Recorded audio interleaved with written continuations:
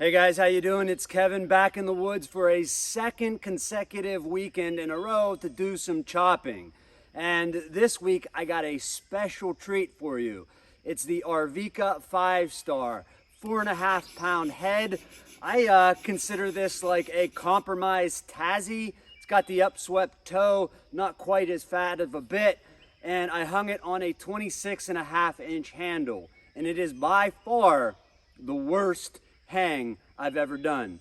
Let's take a closer look.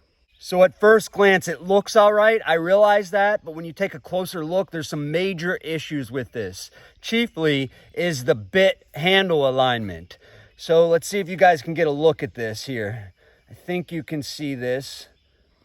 The top of the bit lines okay with the axe, but let's see if we can get a look here. There you guys go. Can you see how badly it's cocked to the side? That's because the eye wood is warped on this handle, and I didn't realize that until I almost had it hung. I was trying to do everything I could to kick the axe the other way. You can see that's why I ended up with a gap here. I did end up putting some wedges in there. And then second among the problems is my wedge broke off halfway down. What are you, stupid? You're gonna knock the handle out doing it that way. I'm sure one of you again are gonna say that I'm gonna knock this handle through the eye by hammering on the wedge this way. Just don't, guys. Just don't. So I had to add some metal wedges to kick that wedge down further in the kerf. What are you, stupid? So it's got some major problems, and I was gonna just shit can the hang and put it on a different handle, though the only handle I had with a big enough eye was this one. So I thought it would be a good experiment, as it were, to see how badly this affects my chopping, if at all, when the alignment is that bad. And it is bad. I mean, the top of the bit is in line with the handle, but the bottom of the bit is kicked all the way to the side of the palm swell. So let's do some chopping and see if that matters. All right, I took a few preliminary swings just to get the feel for this axe. And I want to say right off the bat that my intuition tells me that this isn't going to affect my chopping that much. I have a few other axes that are slightly out of a line with the handle. And obviously, ideally, you want that bit directly in line in the center of the palm swell. Though in real world work like this, in cordwood challenge type of work, I just don't think it's going to matter that much. Now that said, if you're doing something like timber sports where the winners are separated from the losers by fractions of the second and every blow counts, this would be a throwaway handle. And quite frankly, had I realized the eye was warped that badly before I hung this, I probably would have discarded this and used something else. But as an experiment, let's see if it actually matters. I should also say this is the heaviest chopping axe I've ever swung, so give me a little time to get used to it.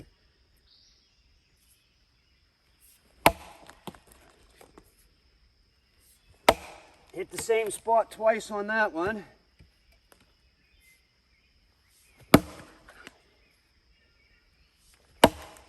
Same spot twice there.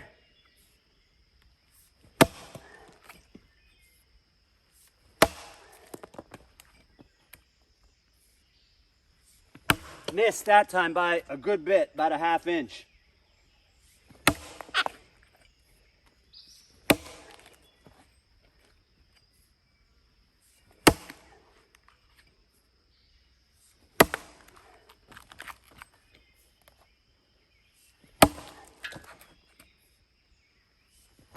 Missed that time again.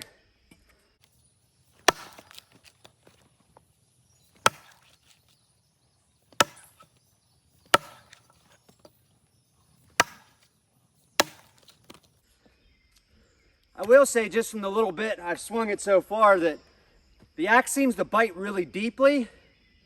Doesn't get stuck, at least it hasn't so far, but it doesn't pop the chips very well at all. Not too great. I can tell you that it was tiring picking up and swinging that axe so many times since it wouldn't pop the chips. That might be due to the effect of this long, thin taper. This is why I don't really consider it a Connie, or I'm sorry, a Tassie, because it's really thin up in here where I would like to have some more meat. But let's give it a chance. Big knot right there. Go right here.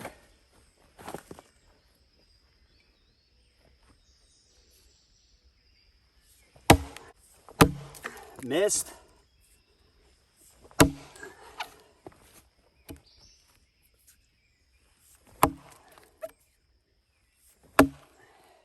Not too bad that time.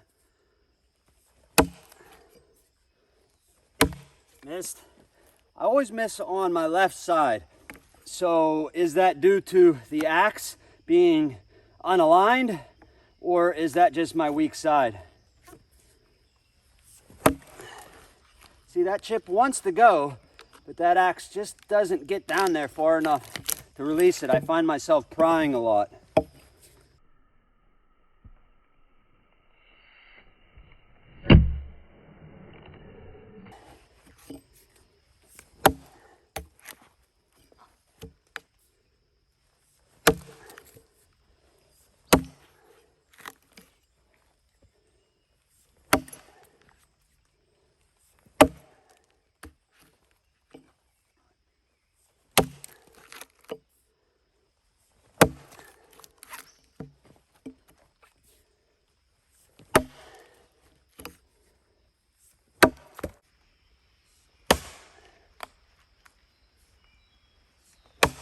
A lot of prying. There we go. Well, that might be the reason right there.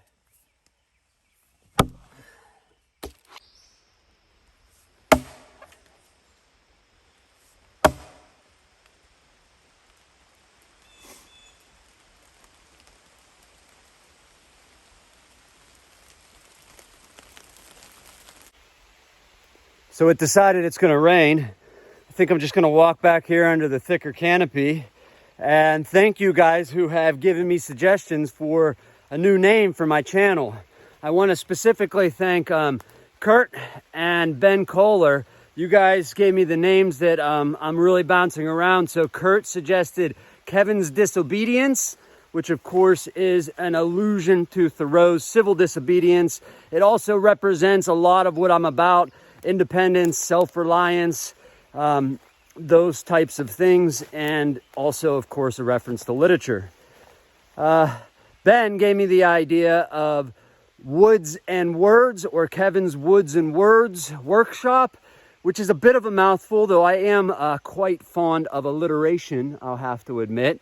Also, it does kind of summarize the sorts of things that I'm interested in. I would like to keep my name in the title. I don't know why, just kind of makes sense. So I'm kicking around those. Right now, Kevin's Disobedience and Kevin's Woods and Words, or Words and Woods, some variation of that. Let me know in the comments below which one you guys like the best. And it sounds like I'm going to get wet. So I'm going to hide here for a minute. I'll get with you guys in a second. Hopefully we can do some more chopping. All right, guys, I don't know if you can hear me or not, but I made a run for it.